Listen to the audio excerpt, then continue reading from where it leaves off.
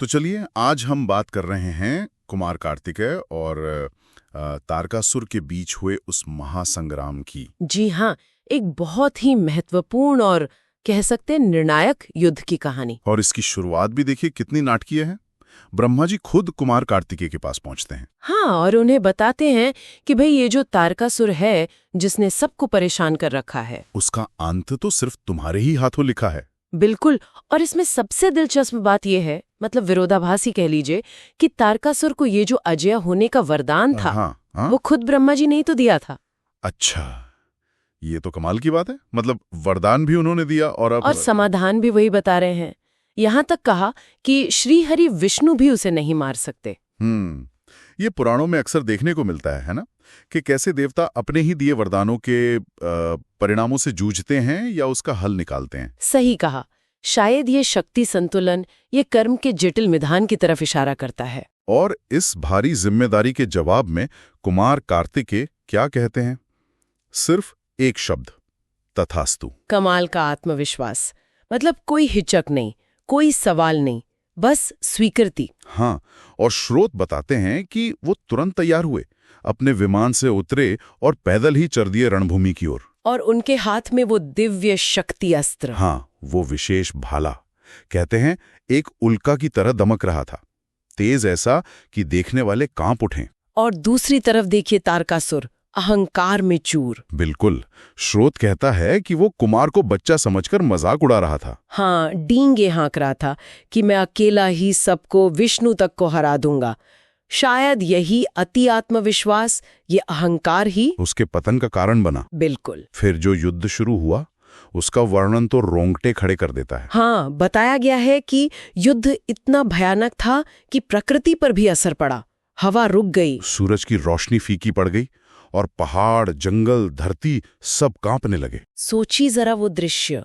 ये सिर्फ अलंकार नहीं है, ये उस टकराव की विराटता को दिखाता है। हाँ, मतलब दो महाशक्तियां टकरा रही थी। बिल्कुल। और इसी बीच एक बड़ा ही मार्मिक सा प्रसंग आता है। हाँ, वो पर्वतों वाला। जी, कहते हैं हिमालय और दूसरे पर्वत कुमार के स्नेह में उनकी रक्षा के लिए साकार रूप लेकर आ गए। ये बहुत सुंदर कल्पना है, प्रकृति का मानवीकरण और कुमार के प्रति वात्सल्य। पर कुमार उन्हें रोकते हैं, कहते हैं आप चिंता मत कीजिए, आज ही इस पापी का अंत होगा।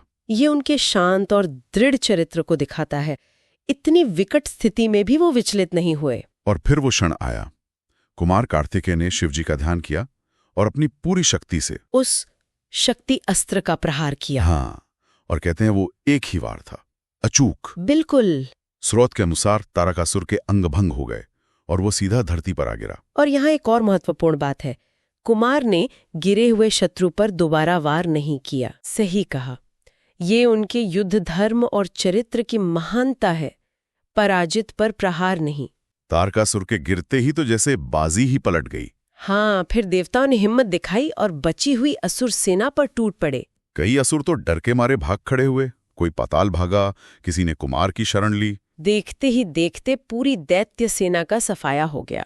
और फिर तो तीनों लोकों में उत्सव मन गया होगा। बिल्कुल, हर तरफ आनंद ही आनंद। और कहते हैं स्वयं शिव और पार्वती रणभूमि में प्रकट हुए। पार्वती जी का अपने पुत्र को गोद में लेकर स्नेह करने का वर्णन, वो तो बहुत ही भावुक है। हाँ, माँ का प्यार। फिर तो देवताओं, ऋषियों सबने मिलकर स्तुति की होगी, शिवजी की, पार्वती जी की और खासकर कुमार कार्तिकेय की। जी हाँ, और कुमार ने भी प्रसन्न होकर सबको आशीर्वाद दिया, विशेषकर पर्वतों को। हाँ, हिमालय को वरदान दिया कि वो तपस्वियों के लिए फलदायी होंगे। ये बहुत महत्वपूर्ण है। ये हिमालय के आध्यात्मिक महत्व को और पुष्ट करता है, जो आज भी है, जहाँ शिव पार्वती ने उनका स्वागत किया और देवताओं को अभयदान देकर विदा किया। तो इस तरह ये कहानी पूरी हुई। कुमार कार्तिकेय ने अपनी नियति को पूरा किया, ब्रह्मा जी के वचन रखे और तारकासुर जैसे अत्याचारी से लोगों को मुक्ति दिलाई। ये सिर्फ एक युद्ध की कहानी नहीं लगती, इसमें नियति है, कर्तव्य है और ये भी कि कभी-कभी वरदान भी संकट बन जाते हैं। बिल्कुल सही। और फिर उनका निवारण भी दैवीय हस्तक्षेप से ही होता है। अच्छा, स्रोत में एक और बात का जिक्र है कि कुमार कार्तिकेय ने बाणासुर और प्रलंबासुर का भी विनाश किया था। हाँ, उनका भी उल्लेख आता है और ये हमें सोचने पर मजबूर करता है कि उन असुरों के साथ जो उनके युद्ध हुए, उनकी कहानियां शायद कुमार के चरित्र के कुछ और पहलू उजागर करती होंगे। या शायद उस युग की कुछ अलग चुनौतियां सामने लाती होंगी। ये वाकई में आगे और जानने और समझने का विषय है।